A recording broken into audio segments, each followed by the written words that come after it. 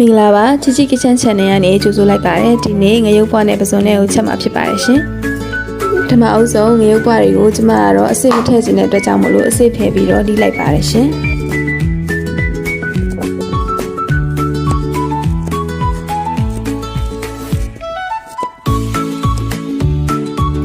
ပစုံလည်းအရသာဝင်အောင်စားစွန်းနဲ့ချိုးမုံထည့်ပြီးတော့နေထားလိုက်ပါမယ်ကျုပ်တို့အဖြူနေထောင်းထားတာကိုလည်းစီးသက်လိုက်ပါတယ်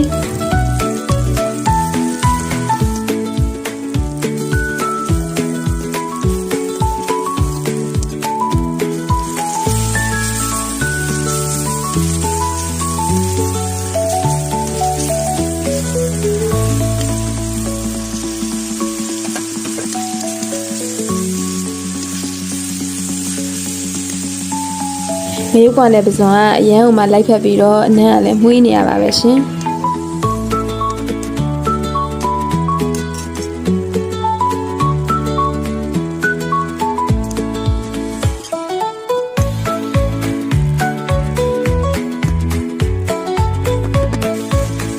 ချက်ရလွယ်ကူပြီးတော့ထမင်းစားလို့မြိန်နဲ့ပစုံနဲ့ငရုတ်ပွားဟင်းလေးရပါပြီ